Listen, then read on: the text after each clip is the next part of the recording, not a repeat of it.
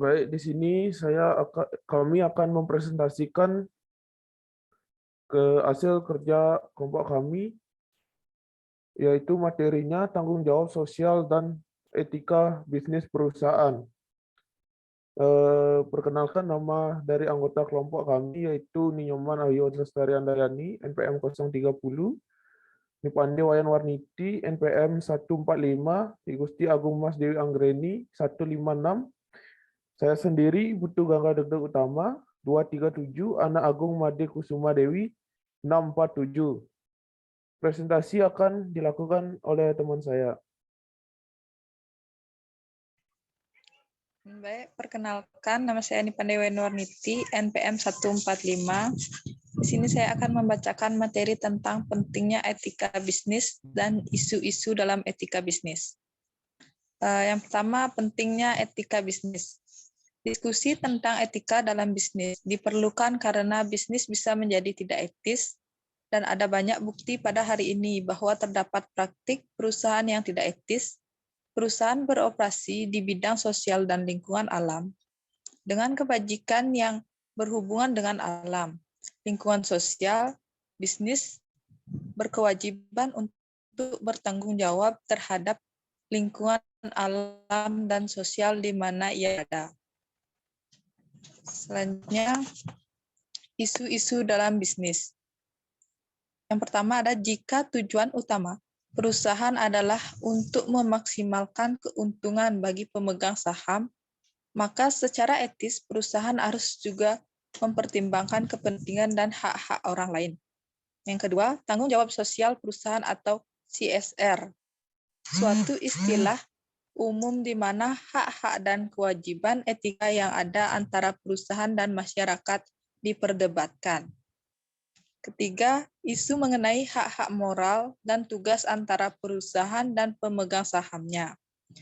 Konsep stakeholder atau konsep pemegang saham. 4.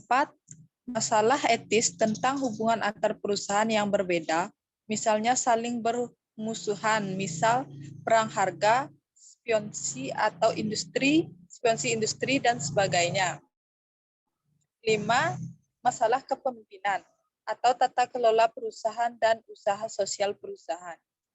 Sekian dari saya, selanjutnya dilanjutkan oleh teman saya. Terima kasih. Baik, di sini saya akan melanjutkan presentasi. Perkenalkan, nama saya Ayu Lestari Andayani, NPM 030. Yang C, jenis-jenis etika bisnis. Yaitu ada etika keuangan. Keuangan menjadi disiplin terkait tentang masalah teknis seperti bagaimana mengoptimalkan hutang dan ekuitas pembiayaan, kebijakan dividen, dan evaluasi proyek-proyek alternatif investasi, seperti penilaian opsi, derivatif efek, portofolio diversifikasi. Sering keliru menjadi disiplin yang bebas dan beban etis, namun sering ada kebocoran ekonomi yang tidak bisa dijelaskan dengan teori siklus bisnis sendiri yang telah membawa etika keuangan ke permukaan. Next.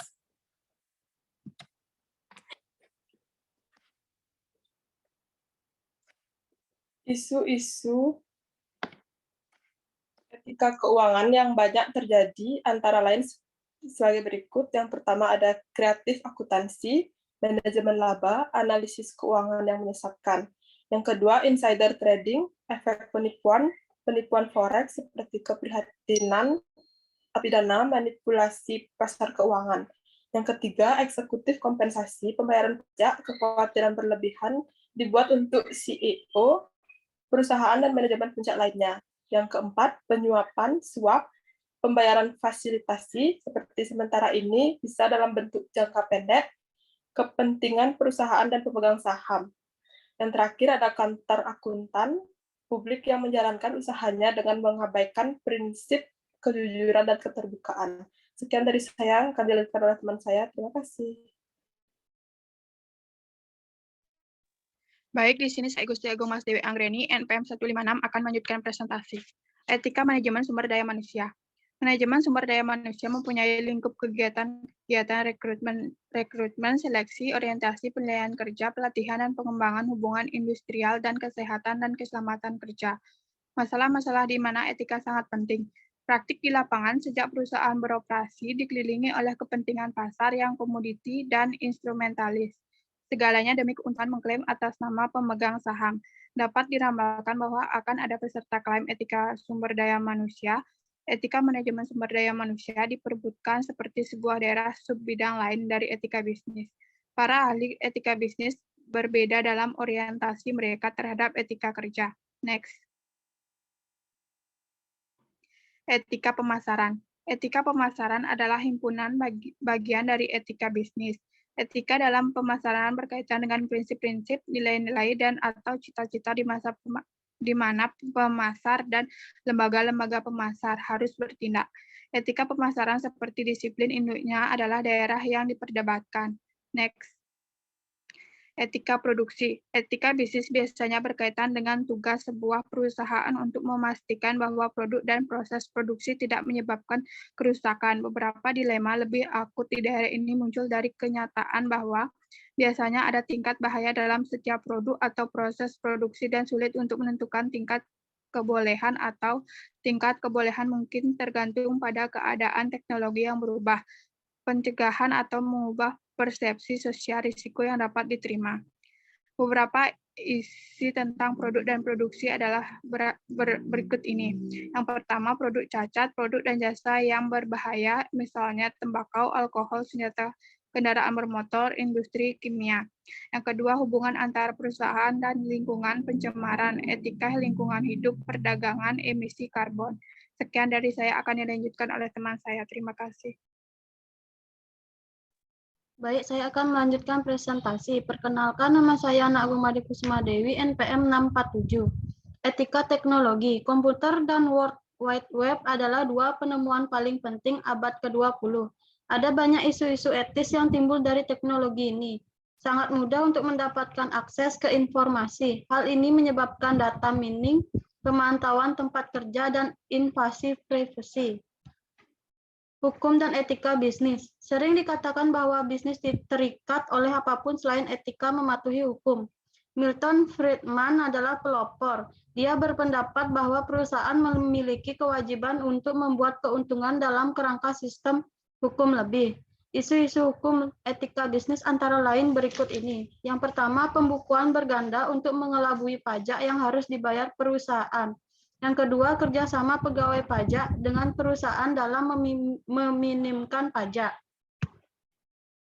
Perusahaan dan kebijakan etika. Sebagian bagian dari lebih komprehensif program kepatuhan dan etika, banyak perusahaan telah merumuskan kebijakan internal yang berkaitan dengan perilaku etis dari bahasa yang sangat umum. Biasanya disebut pernyataan etika perusahaan, atau mereka membuat kebijakan yang lebih rinci yang berisi persyaratan perilaku tertentu, biasanya disebut kode etik perusahaan. Isu-isu hukum dan para ahli etika menyarankan bahwa kebijakan tentang kode etik perusahaan harus yang pertama mendapat dukungan tegas dari manajemen puncak, baik oleh kata dan contoh. Yang kedua, dijelaskan secara tertulis dan lisan dengan pengulangan secara periode. Sekian presentasi dari saya, akan dilanjutkan oleh teman saya.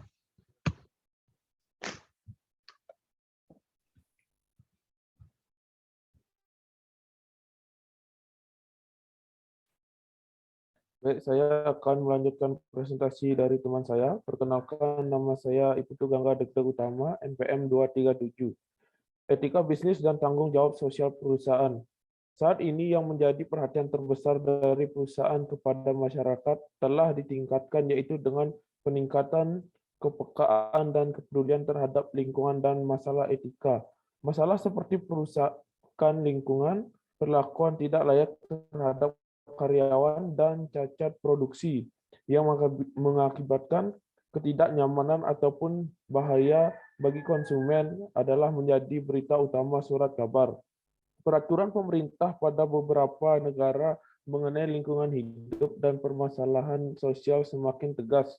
Juga standar dan hukum seringkali dibuat hingga melampaui batas kewenangan negara pembuat peraturan. Misalnya peraturan yang dibuat oleh Uni Eropa. Next.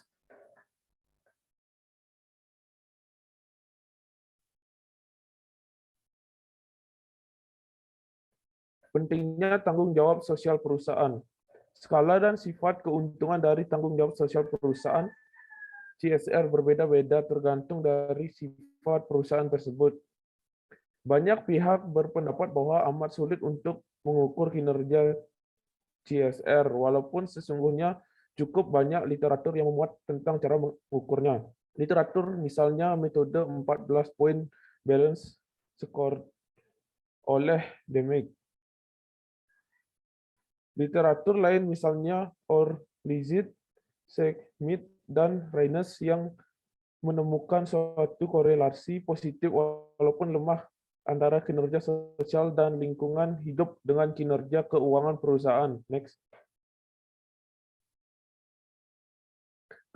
Kesimpulan. Etis dan tanggung jawab sosial perusahaan CSR merupakan kunci keberlanjutan perusahaan dalam jangka panjang. Keduanya merupakan dua hal yang sama pentingnya dilakukan oleh perusahaan apapun bisnisnya. Kritik atas CSR akan menyebabkan suatu alasan di mana akhirnya bisnis perusahaan dipersalahkan. Contohnya ada kepercayaan bahwa program CSR seringkali dilakukan sebagai suatu upaya untuk mengalihkan perhatian masyarakat atas masalah etika dari bisnis utama perseroan. Karena itu program CSR yang dijalankan perusahaan harus dijalankan bersamaan dijalankannya etika bisnis oleh perusahaan. Next. Jadi sekian dari presentasi kelompok kami hari ini. Jika ada salah kata dan kesalahan dari kami, mohon maaf. Akhir kata kami ucapkan terima kasih.